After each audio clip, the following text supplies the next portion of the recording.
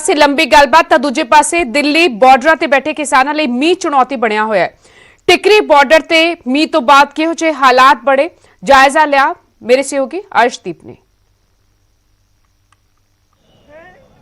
90 साल का बुढ़ा ਉਹ ਦੇਖੋ लगातार बारिश हो रही है। 4 जनवरी की मीटिंग भी जे असी गल करिए उस दे विच कोई फैसला नहीं हो सकिया।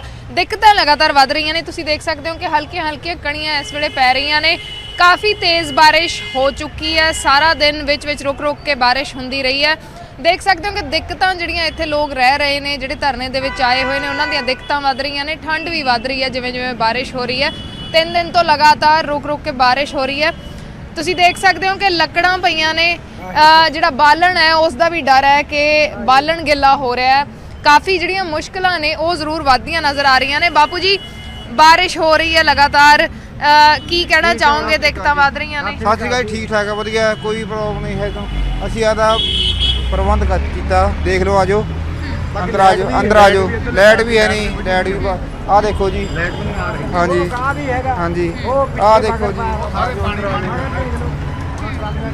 हाँ जी, आ जाओ, अंदर आ जाओ। तुसीं देख सकते हो कि थल्ले ਜਿਹੜੇ ਬਿਸਤਰੇ ਲਾਏ ਗਏ ਸੀ ਉੱਥੇ ਪਾਣੀ ਆ ਚੁੱਕਿਆ। ਇਸ ਕਰਕੇ ਟਰਾਲੀਆਂ ਦੇ ਵਿੱਚ ਸ਼ਿਫਟ ਹੋ ਗਏ ਨੇ ਸਾਰੇ ਲੋਕ। ਦੂਸਰੇ ਪਾਸੇ ਜਿਹੜਾ ਡਿਵਾਈਡਰ ਹੈਗਾ ਉਸ ਦੇ ਵਿੱਚ ਆਸਰਾ ਲੈਣ ਦੇ ਲਈ ਜਗ੍ਹਾ ਬਣਾਈ ਗਈ ਹੈ। ਬਾਰਿਸ਼ ਦੇ ਕਰਕੇ ਜੇ ਦਿੱਕਤ ਆਉਂਦੀ ਹੈ, क्योंकि पहला थल्ले डेरे लाए गए तो एक आसरा बनाया गया डिवाइडर के थल्ले भी। तुसीं देख सकते हो कि दिक्कतां जरूर आ रही ने पर नाल नाल हल भी लभ लए गए ने। दिक्कतां आ रही ने पर हल लभ लए गए ने। बच्चे आए हुए ने। किहड़े पिंडों आए हो जी? रामा पिंड, जिला मोगा जी। पिंड रामा, जिला मोगा जी। अच्छा, कितने दिन हो गए आया नूं? सानू जी ਪਹਿਲਾਂ 18 ਦੇ ਲਗਾਤਾਰ ਹੈ ਕਿ 26 ਤਰੀਕ ਦੇ ਸ਼ੁਰੂ ਤੋਂ ਆਏ ਜੀ। ਤੇ ਜਿਵੇਂ ਅਸੀਂ ਦੇਖ ਰਹੇ ਹਾਂ ਵੀ ਪਹਿਲਾਂ ਟਰਾਲੀਆਂ 'ਚ ਆਸਰਾ ਲਿਆ ਸੀ, ਹੁਣ ਤੁਸੀਂ ਇੱਥੇ ਇੰਤਜ਼ਾਮ ਕੀਤਾ ਹੈ ਤੇ ਦਿक्कਤਾਂ ਆ ਰਹੀਆਂ ਨੇ। ਅੱਜ ਦੀ ਮੀਟਿੰਗ 'ਚ ਵੀ ਕੋਈ ਫੈਸਲਾ ਨਹੀਂ ਹੋ ਸਕਿਆ। ਕੀ ਇਰਾਦਾ, ਕੀ ਰਣਨੀਤੀ ਹੈ? ਅਸੀਂ ਤਾਂ ਹੀ ਬਹਿ ਕੇ ਜਾਵਾਂਗੇ ਬਸ। ਅਸੀਂ ਜਾਣਾ ਨਹੀਂ ਗਾ। ਉਹਦਾ ਚਿਰ ਜਾਣਾ ਨਹੀਂ, ਅਸੀਂ ਇੱਥੇ ਹੀ ਰਹਿਣਾ। ਅਸੀਂ ਬਾਬਾ ਸਾਡੀ ਜਾਨ ਚਲੀ ਜਾਵੇ, ਇੱਥੇ ਰਹਿਣਾ ਅਸੀਂ। ਉਹ ਬੱਚਿਆਂ ਨੂੰ ਨਿੱਕੇ ਨਿੱਕੇ ਲਿਆਂਦੇ ਨਾਲ, ਉਹਨਾਂ ਨੂੰ 8 ਦਿਨ ਹੋ ਗਏ। ਜਿਹਨੇ ਦਿਨ ਫਾਈਨਲ ਨੇ ਬੜਾ ਜਾਣਾ ਨਹੀਂ ਅਸੀਂ ਭਿੱਜਾਂਗੇ ਜੀ, ਅਸੀਂ ਭਿੱਜਾਂਗੇ। ਕੋਈ ਸਾਨੂੰ ਪ੍ਰੋਬਲਮ ਹੈ ਨਹੀਂ ਕੋਈ ਏਡੀ, ਸਾਨੂੰ ਉਮੀਦ ਹੀ ਨਹੀਂ ਹੈ। ਦਿੱਕਤਾਂ ਲਗਾਤਾਰ ਵੱਧ ਰਹੀਆਂ ਨੇ ਪਰ ਉਸ ਦੇ ਚੱਲਦੇ ਹੱਲ ਵੀ ਲੱਭ ਲਏ ਗਏ ਨੇ। ਤੁਸੀਂ ਦੇਖ ਸਕਦੇ ਹੋ ਕਿ ਥੱਲੇ ਜਿਹੜਾ ਇੰਤਜ਼ਾਮ ਕੀਤਾ ਗਿਆ ਸੀ ਉੱਥੇ ਦਿੱਕਤ ਆਈ, ਬਾਰਿਸ਼ ਦਾ ਪਾਣੀ ਆਇਆ ਤਾਂ ਟਰਾਲੀਆਂ ਦੇ ਵਿੱਚ ਸ਼ਿਫਟ ਹੋ ਗਏ। ਬਜ਼ੁਰਗ ਆਏ ਹੋਏ ਨੇ ਬਹੁਤ ਸਾਰੇ। ਬਾਰਿਸ਼ ਲਗਾਤਾਰ 3 ਦਿਨਾਂ ਤੋਂ ਬਾਰਿਸ਼ ਦਾ ਜਿਹੜਾ माहौल है बनया होया, रुक रुक के बारिश हो रही है लेकिन विच तेज़ बारिश हो रही है। दिक्कतों के बावजूद डटे हुए ने किसान ते कहना वही है कि जब तक कानून नहीं रद्द होंदे उदों तक इत्थे ही रवांगे, डटे रवांगे। टिकरी बॉर्डर तो कैमरामैन लालता प्रसाद दे नाल अर्शदीप अर्शी, न्यूज़ 18। इस विचाले किसान अंदोलन के नां ते रिलायंस कंपनी की संपत्ति की हो रही भंनतोड़ खिलाफ कंपनी पंजाब हरियाणा हाईकोर्ट पहुंच गई है। कंपनी ने भंनतोड़ पिछे व्यापारिक स्वार्थ दसे, उत्थे किसानी मुद्दे ते भी कंपनी का पक्ष खुल के रखा गया।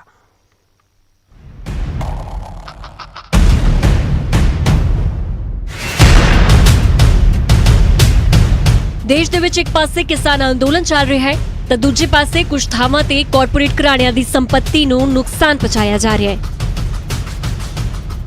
देश दी सब तो वड्डी कंपनी रिलायंस पंजाब हरियाणा हाईकोर्ट विच पहुंच गई है। कंपनी ने पंजाब अंदर अपने मोबाइल टावरां ते होर वपारिक अदारियां दे होए नुकसान खिलाफ अदालत दा बूहा खड़काया है। कंपनी ने अपनी पिटीशन दे विच कहा कि किसानां दे नां ते कुछ वपारिक मुकाबलेबाज उन्हां दी संपत्ति दी भंनतोड़ कर रहे ने। रिलायंस दे अक्स नूं खराब करन दी कोशिश कीती जा रही है। अजिहे दे विच कंपनी ने अदालत दे जरिए मंग कीती है कि उसदी संपत्ति ते मुलाजमां दी सुरक्षा यकीनी बनाई जावे। कंपनी ने किसानी मुद्दे ते भी खुल के अपने विचार प्रगट कीते ने। कंपनी ने जारी बयान दे विच कहा कि कॉरपोरेट कॉन्ट्रैक्ट फार्मिंग दे नाल रिलायंस दा कोई लेना देना नहीं है। कॉरपोरेट खेती दे विच एंटर होने दी कंपनी दी कोई योजना भी नहीं है ते ना ही कंपनी ने पहला अजिहा कुछ कीता है। कॉन्ट्रैक्ट फार्मिंग दे लई कंपनी ने कोई जमीन नहीं खरीदी ते ना ही खेती वाली जमीन नूं खरीदांगे। रिलायंस किसानां तो सीधा अनाज कदी नहीं खरीददी। कंपनी ने यह भी स्पष्ट किया कि उसने कदे भी घट कीमत वाले लंबे समय वाले कॉन्ट्रैक्ट नहीं कीते। ਕੰਪਨੀ ਨੇ ਇਹ ਵੀ ਕਿਹਾ ਕਿ ਸਪਲਾਇਰ ਕਿਸਾਨਾਂ ਤੋਂ ਐਮਐਸਪੀ ਤੇ ਹੀ ਖਰੀਦ ਕਰਨ। ਕੰਪਨੀ ਨੇ ਆਪਣੇ ਬਿਆਨ ਦੇ ਵਿੱਚ ਇਹ ਵੀ ਦੁਹਰਾਇਆ ਕਿ ਉਹ ਪੂਰੀ ਤਰ੍ਹਾਂ ਦੇਸ਼ ਦੇ ਕਿਸਾਨਾਂ ਦੇ ਨਾਲ ਨੇ ਤੇ ਕਿਸਾਨਾਂ ਦੀ ਮਜ਼ਬੂਤੀ ਅਤੇ ਖੁਸ਼ਹਾਲੀ ਦੇ ਲਈ ਵਚਨਬੱਧ ਨੇ। Bureau report, news 18 Punjab. Reliance ਵੱਲੋਂ ਸੰਪत्ति ਦੀ ਪੰਤੋੜ ਖਿਲਾਫ ਹਾਈ ਕੋਰਟ ਜਾਣ ਤੇ ਸਿਆਸਤ ਵੀ ਗਰਮਾਈ ਹੋਈ ਹੈ। ਬੀਜੇਪੀ ਕਾਂਗਰਸ ਨੂੰ ਨਸੀਹਤ ਦੇ ਰਹੀ ਹੈ ਤਾਂ ਕਾਂਗਰਸ ਬੀਜੇਪੀ ਨੂੰ ਜ਼ਿੰਮੇਵਾਰੀ ਸਮਝਣ ਦੀ ਸਲਾਹ ਦੇ ਰਹੀ ਹੈ।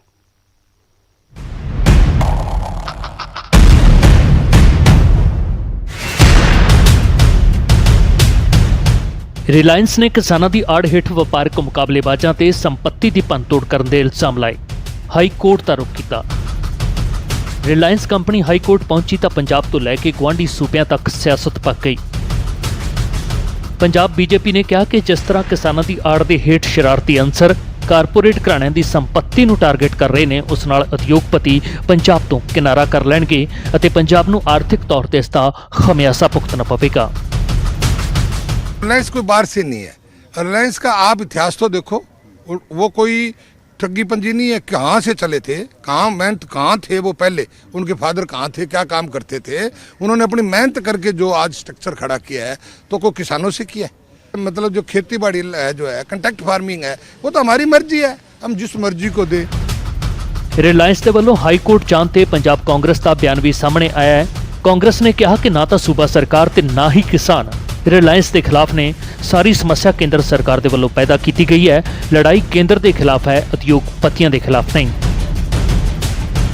ਸ਼ਰਾਰਤੀ ਅਨਸਰਾਂ ਦੇ ਵੱਲੋਂ ਸੰਪत्ति ਦੀ ਕੀਤੀ ਜਾ ਰਹੀ ਪੰਤੋੜ ਤੇ ਹਰਿਆਣਾ ਤੇ ਹਿਮਾਚਲ ਦੀ ਸਰਕਾਰ ਵੀ ਸਖਤ ਹੈ। ਅੰਦੋਲਨ ਦੀ ਆੜ ਦੇ ਹੇਠ ਜਾਇਦਾਦਾਂ ਦਾ ਨੁਕਸਾਨ ਕਰ ਰਹੇ ਅਨਸਰਾਂ ਦੇ ਖਿਲਾਫ ਕਾਰਵਾਈ ਦੀ ਤਿਆਰੀ ਵਿੱਚ ਹੈ। जिस तरह से नरेंद्र भाई मोदी के नेतृत्व में केंद्र में जो हमारी सरकार है और नरेंद्र भाई मोदी और हमारी सरकार किसानों के हितैषी हैं और जो भी फैसले लेते हैं वो किसानों के हक में लेते हैं। ਪੰਜਾਬ 'ਚ ਰਿਲਾਇੰਸ ਦੇ ਕੁਝ ਟਾਵਰਾਂ ਦਾ ਨੁਕਸਾਨ ਕੀਤਾ ਗਿਆ ਹੈ। ਕਿਸਾਨ ਜਥੇਬੰਦੀਆਂ ਵੀ ਇਸ ਪੰਤੋੜ ਦੀ ਨਿਖੇਧੀ ਕਰ ਚੁੱਕੀਆਂ ਨੇ। ਹੁਣ ਰਿਲਾਇੰਸ ਨੇ ਹਾਈ ਕੋਰਟ ਵਿੱਚ ਪਟੀਸ਼ਨ ਪਾ ਕੇ ਕਿਹਾ ਕਿ ਕਿਸਾਨਾਂ ਦੀ ਆੜ ਦੇ ਹੇਠ ਕੁਝ ਵਪਾਰਕ ਮੁਕਾਬਲੇਬਾਜ਼ ਕੰਪਨੀ ਦੀ ਸੰਪत्ति ਦਾ ਨੁਕਸਾਨ ਕਰ ਰਹੇ ਨੇ। ਰਿਲਾਇੰਸ ਨੇ ਇਹ ਵੀ ਸਪਸ਼ਟ ਕੀਤਾ ਕਿ ਕੰਪਨੀ ਹਮੇਸ਼ਾ ਕਿਸਾਨਾਂ ਦੇ ਨਾਲ ਖੜੀ ਹੈ, ਪਰ ਕਿਸਾਨਾਂ ਦੇ ਨਾਂ ਹੇਠ ਸ਼ਰਾਰਤੀ ਅਨਸਰਾਂ ਦੇ ਵੱਲੋਂ ਕੀਤੀ ਜਾ ਰਹੀ ਪੰਤੋੜ ਦੇ ਖਿਲਾਫ ਹੈ। Bureau report, news 18। इधर जੀਓ ਦੇ